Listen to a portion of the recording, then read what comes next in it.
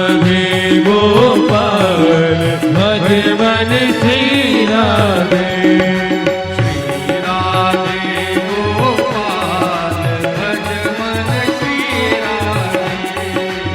श्री राधे गोपाल भज मन श्री राधे। श्री राधे गोपाल भज मन श्री राधे। श्री राधे गोपाल भज मन श्री राधे। श्री राधे जय राधे। श्री राधे जय राधे। श्री राधे जय राधे। श्री राधे जय राधे। श्री राधे जय राधे। श्री राधे जय राधे। श्री राधे प्यारी राधे। श्री राधे प्यारी राधे। श्री राधे गोरी राधे। श्री राधे मोरी राधे। श्री राधे मोरी राधे। श्री राधे मोरी राधे। श्री राधे गोपाल भज मन श्री राधे। श्री राधे गोपाल भज मन श्री राधे।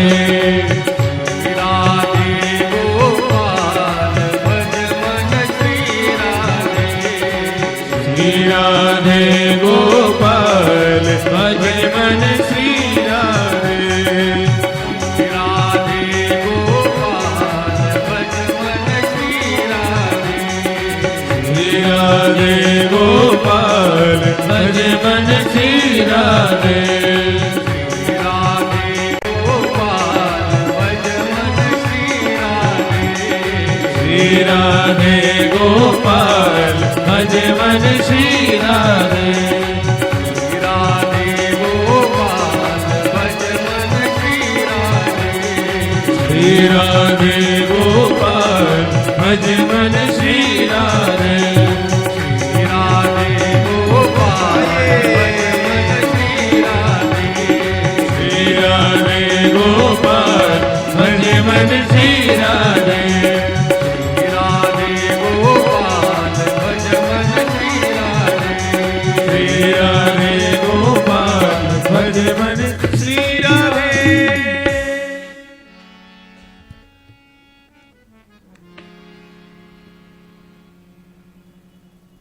कथितो वंशविस्तारो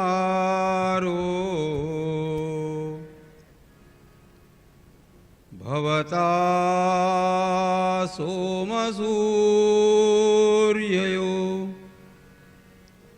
राज्ञां चोभयवंशानां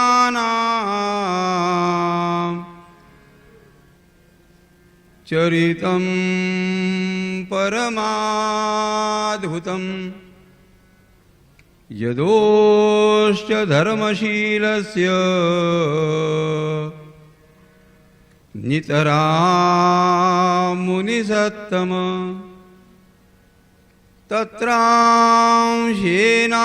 तत्रांशेनावतीर्णस्य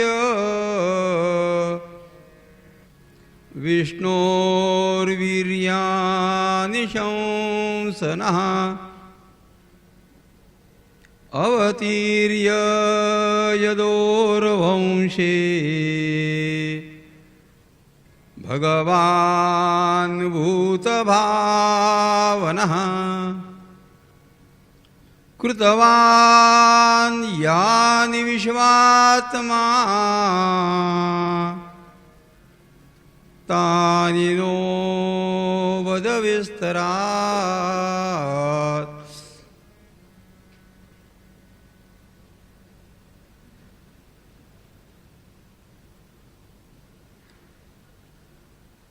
राजा परीक्षित ने प्रार्थना करते हुए कहा कि महाराज,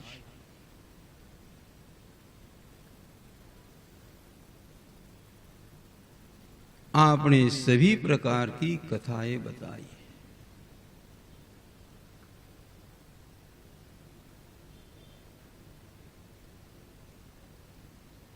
मैं अब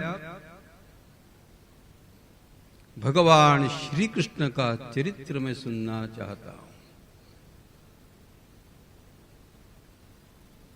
अवतीर्य यदोर्वंशे भगवान भूत भावना।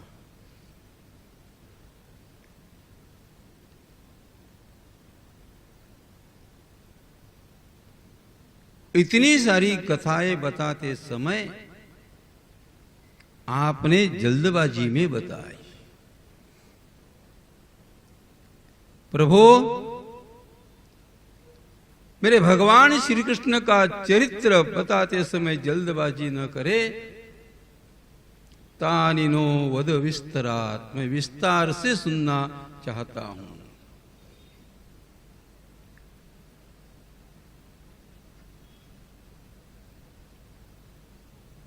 क्योंकि इसी परमात्मा की हमारे परिवार के ऊपर बहुत बड़ी कृपा रही।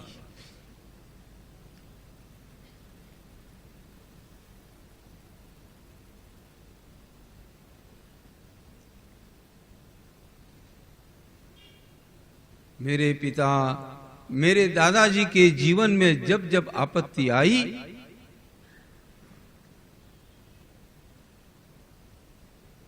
जब जब मेरे पूर्वज संकटग्रस्त हुए, उस समय में उस आपत्ति में से बाहर आने का रास्ता इसी भगवान श्री कृष्ण ने बताया।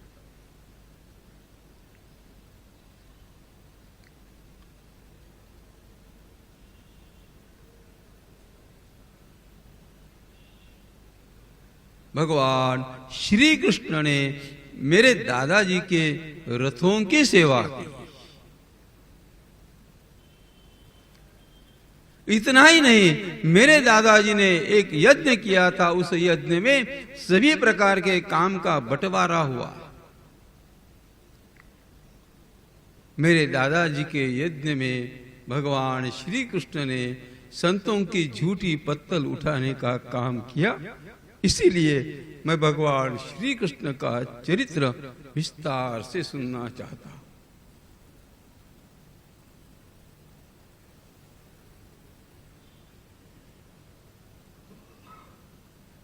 और एक कारण इस प्रकार का है महाराज, मैं जब माता के गर्भ में था, उस समय में इसी परमात्मा ने मेरी रक्षा की। इसीलिए मैं पर भगवान श्री कृष्ण का चरित्र विस्तार से सुनना चाहता हूं।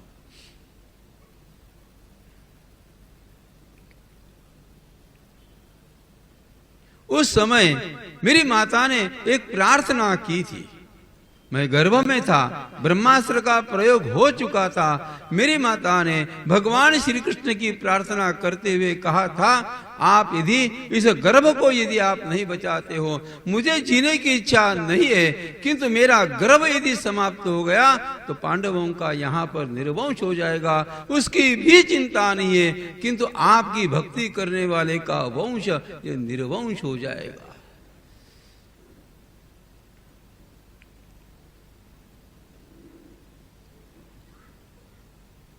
इसी भगवान श्री कृष्ण ने मेरे दादाजी के प्रति इतना स्नेह रखा।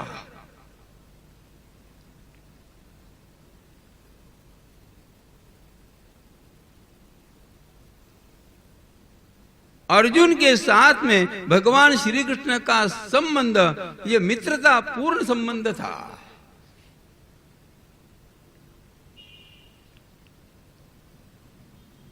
पहले अध्याय में अर्जुन रोया, बात ठीक है। दूसरे अध्याय में उपदेश दिया, बात ठीक है।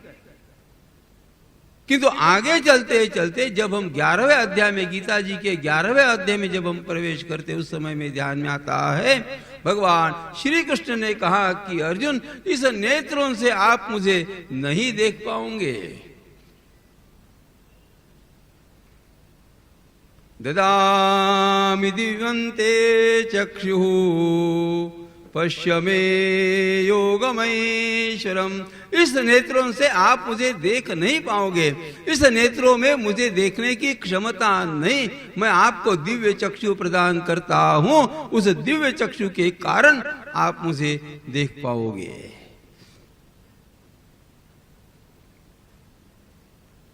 11वें अध्याय में परमात्मा ने जैसे ही विराट रूप का दर्शन करवाया, उस समय कहा दिव्यं ददामि ते चक्षु।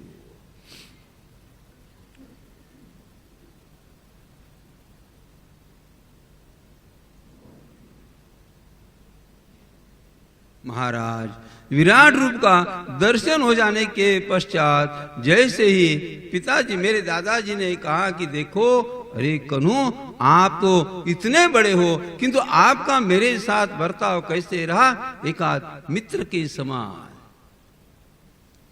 अरे कन्हैया, प्रभु, यदि मैंने एकाध बार कभी आपके कंधे के ऊपर हाथ रख दिया होगा तो आप मुझे क्षमा करना। सखेति मतवा, सखेति मतवा, मैं आपको हमेशा सखा सखा कहते रहा। प्रसभम यदुक्तम, हे कृष्ण हे यादव हे सखेति, अजानता महिमानंत वेदम मया प्रमादात प्रणोमि। आप इतने बड़े हो तो भी आपका मेरे साथ में जो बर्ताव रहा वो एक मित्र के समान बर्ताव रहा।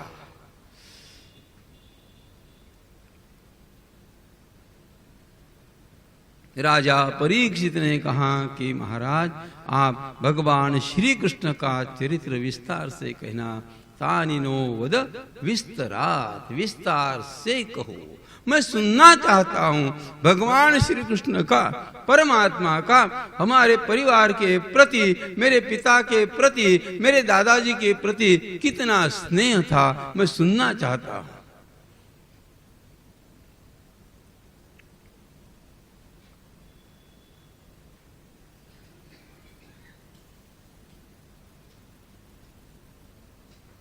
आज परीक्षित के जीवन में केवल 7 दिन बचे हुए हैं। परीक्षित अपने पूर्वजों को आज याद कर रहा है, मैं सुनना चाहता हूं।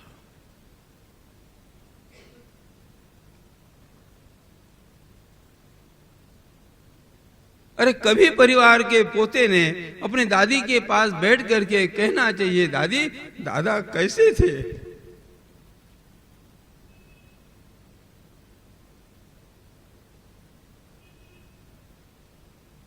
इतिहास को अपने बच्चों के सामने रखो। अपने परिवार में अपने बुजुर्गों ने क्या क्या कैसे कैसे काम किया।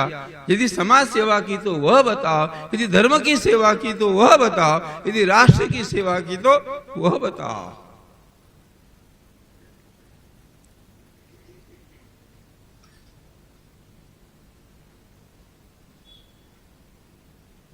राष्ट्र के लिए यदि परिवार का कोई सदस्य काम करते करते समाप्त हो जाता है तो वह बताओ।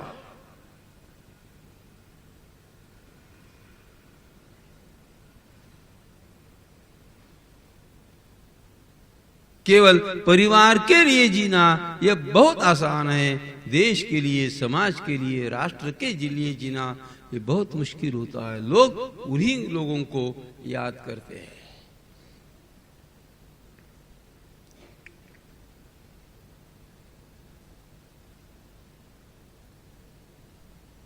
आज इतने वर्ष बीत गए, 100, 200, 300 साल बीत गए, हमें हमारे पूर्वजों का नाम पता नहीं है।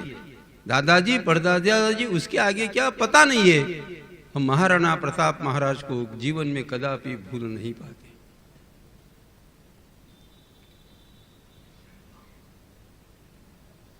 यह महापुरुष स्वयं के लिए जिया ही नहीं। घास की रोटी खाकर के जंगल में रहने वाला यह महापुरुष, उसे हम भूल नहीं पाते। क्यों? देश के लिए, धर्म के लिए स्वयं के जीवन को समर्पित करने वाले ये लोग हैं। महाराणा प्रताप के साथ में भामाशाह का नाम जुड़ गया। प्रताप, आपके शरीर में क्षमता है, आपके पास ताकत है, मेरे शरीर में क्षमता नहीं, किंतु परमात्मा की कृपा से मेरे पास बहुत बड़ा धन है। इस धन का उपयोग आप समाज के लिए, धर्म के लिए करें। महाराणा प्रताप के साथ, नाम के साथ भामाशाह का नाम जुड़ गया।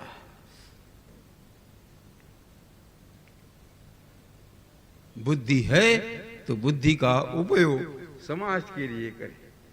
बुद्धि है, बुद्धि का उपयोग धर्म का प्रचार करने के लिए करें।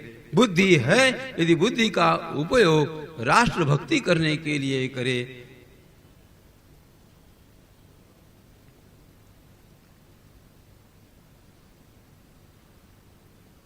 कोई बुद्धि के माध्यम से समाज सेवा करे, कोई बुद्धि के माध्यम से राष्ट्र सेवा करे, धर्म सेवा करे। और यदि धन है तो धन के माध्यम से करे, और धन नहीं है, बुद्धि नहीं है, तो अपने शरीर में यदि पराक्रम है तो पराक्रम के माध्यम से तो करे, शारीरिक सेवा तो करे।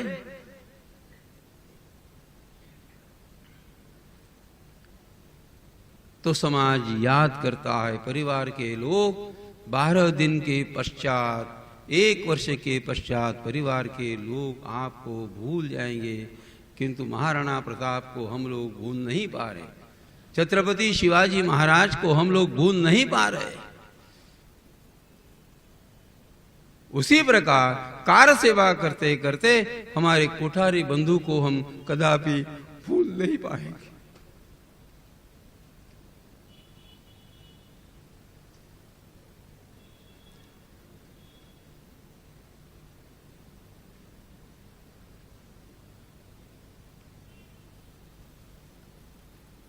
आज हम सभी को इतना आनंदित होना चाहिए। 500 साल की लड़ाई हुई, 500 साल हमारे पूर्वज झगड़ते रहे, और आज वह दिन आ गया।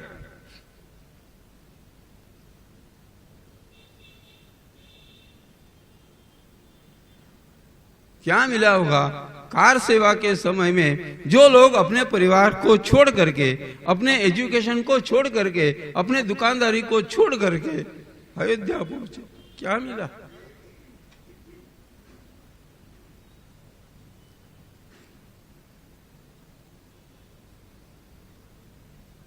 केवल स्वयं के लिए मत जियो। परिवार में कोई यदि दुखी है तो उसके लिए जियो। समाज में कोई यदि सज्जन दुखी है, दरिद्री है, तो उस दरिद्री सज्जन के लिए आप जियो। देश के लिए जीना सीखो, राष्ट्र के लिए जीना सीखो, बाकी तो इस संसार तो चलती रहेगा, कौन याद करेगा?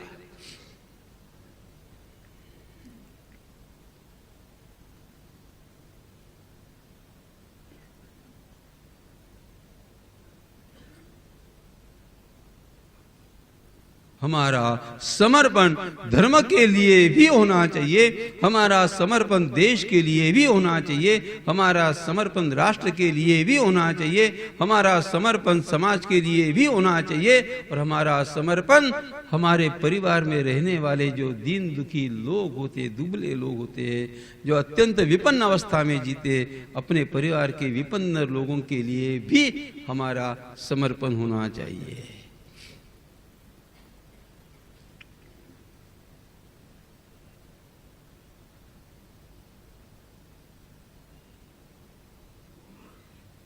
क्या मिला होगा? कोठारी बंधुओं को दोनों भाई, सगे भाई चले गए।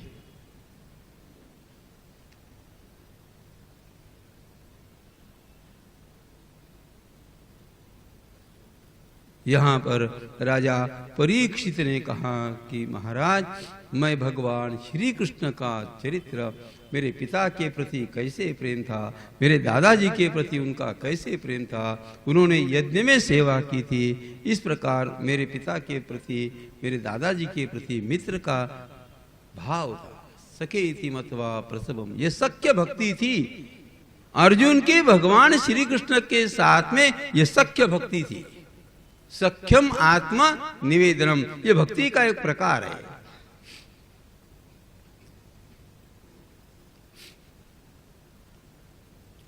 विराट रूप का दर्शन देखने के पश्चात अर्जुन को इतना पश्चाताप हुआ। अर्जुन ने कहा, प्रभु आप इतने विशाल, आप इतने बड़े हो, और कभी कभी आपके साथ में चलते चलते मैंने अनजान में आपके कंधे के ऊपर हाथ भी शायद रख दिया होगा। अजानता कृतमिदम, अनजान में यह गलती मेरे हाथ से शायद हो गई होगी।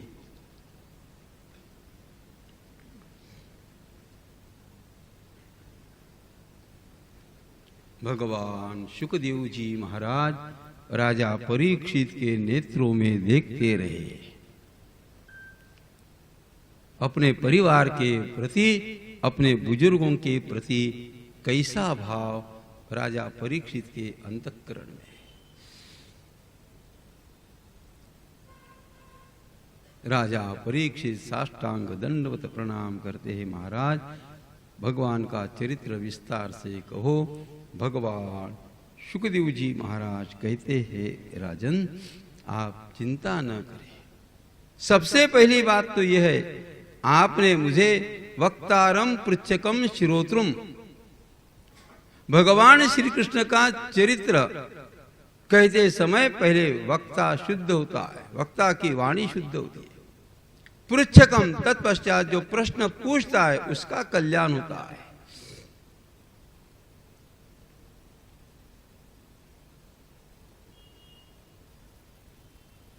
राजा परीक्षित को अतीव आनंद होता है। भगवान सुखदेव जी महाराज ने कहा कि राजन, वसुदेव जी महाराज तथा देवकी माता का विवाह होता है। यहां तक सब ठीक था। विवाह के पश्चात कंस स्वयं देवकी माता को छोड़ने के लिए रथ में बैठता है। उग्रसेन सुध कंसा,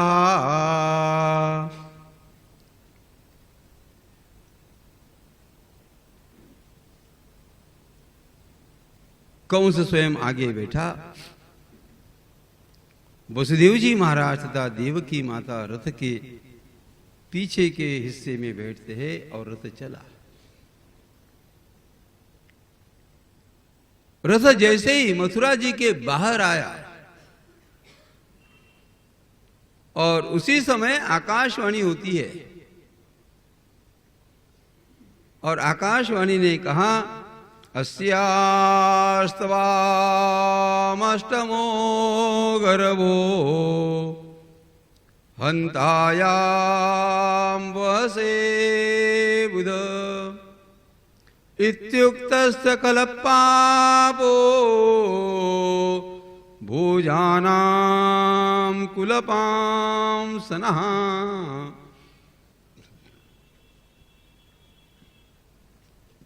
आकाशवाणी हुई। आकाशवाणी ने कहा, अरे अबुध, अरे मूर्ख, जिस देवकी को आप लेकर के जा रहे हो, इसी देवकी के अष्टम गर्भ से आपकी मृत्यु होने वाली है। यह आकाशवाणी कंस ने सुनी। यह आकाशवाणी वसुदेव जी महाराज तथा देवकी माता दोनों सुनते। अभी तक कंस का अपने बहन के प्रति अतीव प्रेम था, अतीव स्नेह था, किंतु जैसे ही आकाशवाणी सुनी तो कंस स्वयं रथ को रोकता है, रथ के नीचे कूदी लगाता है और देवकी माता के बालों को पकड़ करके रथ के नीचे वो खींचता है।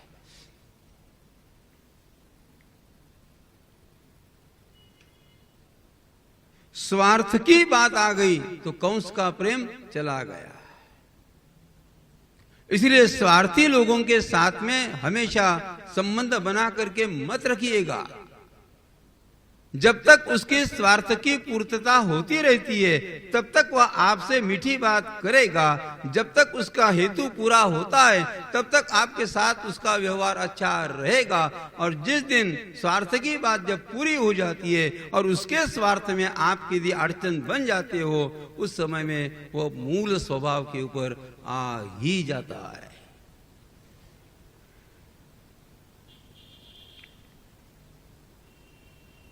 वसुदेव जी महाराज ने कंस को कहा, कंस, आकाशवाणी मैंने सुनी, आकाशवाणी आपने भी सुनी, लेकिन आकाशवाणी ने यह कहा अस्यास्ताम अष्टमो गर्भा, 8वें गर्भ के समय में आपकी मृत्यु होने वाली है। आप अकारण, आप पराक्रमी हो। इतने पराक्रमी होने के पश्चात भी पहली बात तो यह है, यह आपकी बहन लगती है। दूसरी बात, यह स्त्री है। बहन की हत्या करने का पाप भी लगेगा और स्त्री हत्या का पाप भी आपको लगेगा। आपके पराक्रम के ऊपर यह स्त्री हत्या का कलंक लग जाएगा। आप इस देवकी को आप छोड़ दो। कंस समझता नहीं। अंत तो गत्वा वसुदेव जी महाराज ने कहा, कंस, आप नहीं समझते हो तो मैं आपको वचन देकर के कहता हूं, जब जब देवकी को संतति होगी उस संतति को मैं आपके पास ला करके दूंगा। उस संतति का जो कुछ भी करना है आप कर सकते हो। यह बात कंस को भी जज जाती है। कंस देवकी माता तथा वसुदेव जी महाराज को लेकर के पुनश्च आते हैं और कारागृह में बंद कर दे। यथावकाल देवकी माता को एक पुत्र होता है।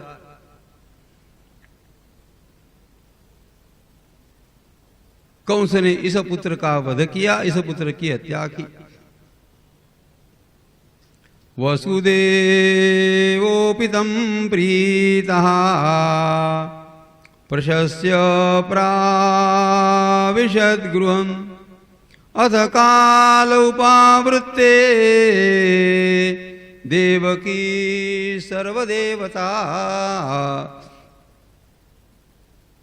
वसुदेव जी महाराज कारागृह के बाहर निकलते उस पुत्र को लेकर के देवकी माता ने कहा कि थोड़ा 2-4 दिन के लिए इस पुत्र को मेरे पास रहने दो। वसुदेव जी महाराज ने कहा, नहीं, ये संभव नहीं, क्योंकि मैंने कहा, मैंने वचन दिया है जिस दिन मुझे संतति होगी उसी दिन उस संतति को मैं आपके पास ला करके आपके हाथ में दे दूंगा। वसुदेव जी महाराज पुत्र को लेकर के निकलते हैं। कंस सिंहासन के ऊपर बैठा हुआ था। कंस के हाथ में उस पुत्र को देते हैं और जैसे ही कंस ने उस पुत्र के नेत्रों में देखा, इस पुत्र ने कंस के नेत्रों में देखा, भांजा हंसा और मामा फंसा। बात फंस गई।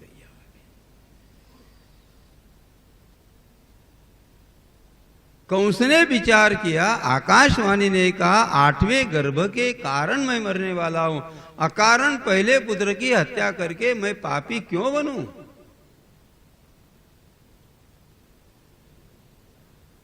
कंस ने वसुदेव जी महाराज के हाथ में उस पुत्र को दे दिया और कहा, आप चिंता न करें, इससे मुझे कोई भय नहीं है, इसे आप लेकर के आप चले जाओ। प्रतियातु कुमारोऽयं नय्यस्मादस्ति मे भयम् अष्टमाद्युवयोर्गर्भात् मृत्युर्मे विहित किल। श्रीमद् भागवत जी का एक एक श्लोक अत्यंत मधुर, अत्यंत मधुर, अत्यंत मधुर है।